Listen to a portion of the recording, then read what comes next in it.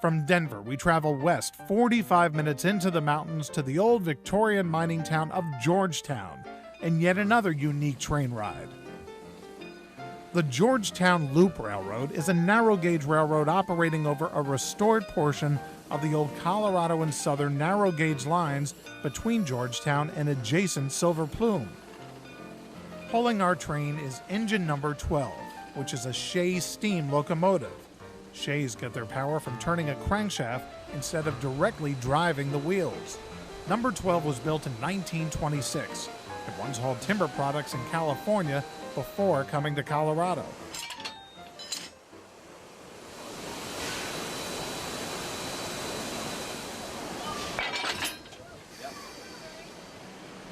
Departing Georgetown, we pass under the Devil's Gate Viaduct, which we will incredibly cross in just a few minutes. Making a guest appearance for one scene is engine number 40, built in 1920, which was making a test run prior to being leased to Alaska's White Pass and Yukon Railroad.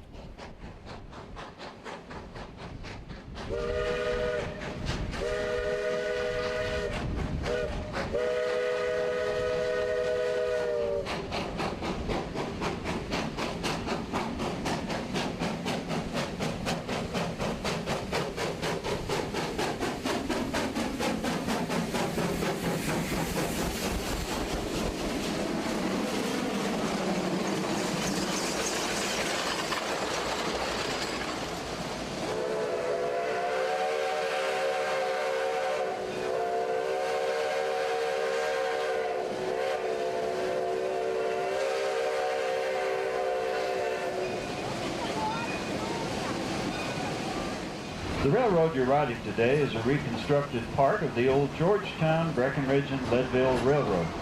For those of you not familiar with the story of the loop, it was the surveyor's answer to the problem of getting the railroad from Georgetown to Silver Plume. You see, the two towns are only 2 air miles apart, but they differ in elevation by over 600 feet. Had the track been laid straight up the floor of the valley, the grade would have been in excess of 6%, far too steep for normal railroad operating. To get away from this, surveyors laid out a route that doubled back and looped over itself.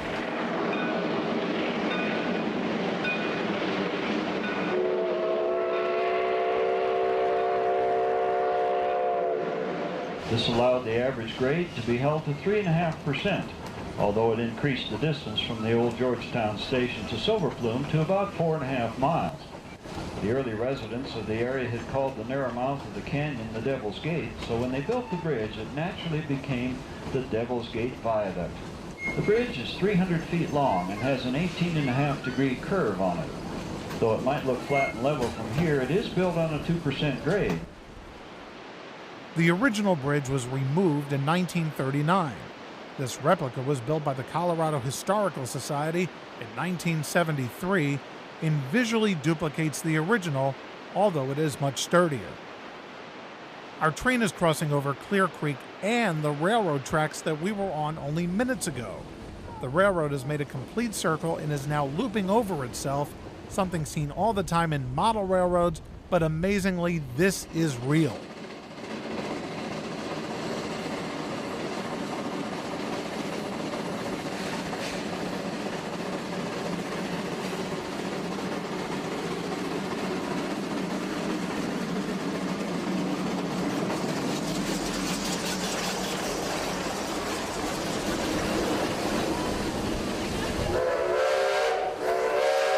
Tickets, please.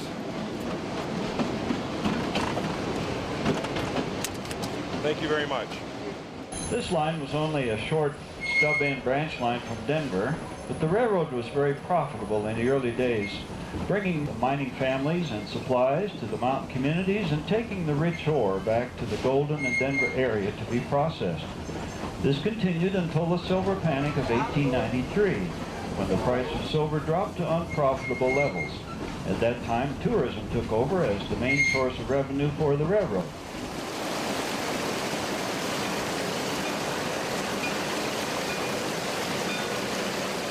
The heavy tourism continued on into the early 1900s.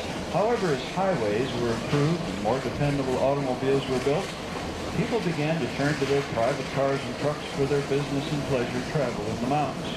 rather than taking the train. Passenger business dwindled, and in 1927 the railroad discontinued passenger service. It still ran 2 or 3 freight trains a week until the late 1930s, when there was so little business that the railroad filed to abandon the line. Their petition was granted, and in 1939 the rails and bridges from Silver Plume east to Idaho Springs were taken up and sold for scrap.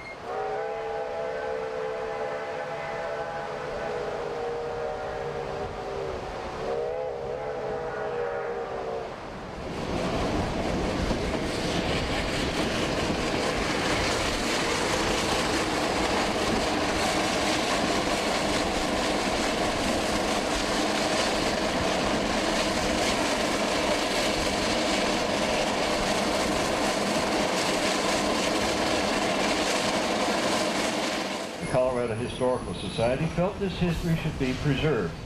The society began to rebuild the railroad starting in Silver Plume in 1973. By 1975, we were able to operate our first passenger trains, and we have run every year since then. In 1984, the new high bridge was completed, and the tracking facilities below the bridge were complete in time for the 1985 season. As we round this next curve, we'll be passing a spur track called Morning Star. Sitting on Morning Star is old locomotive number 9. This engine was built in 1884 and saw service on the Georgetown Loop over 100 years ago. It is now owned by the Colorado Historical Society, and we hope someday we'll have the funds to restore number 9 to its original condition.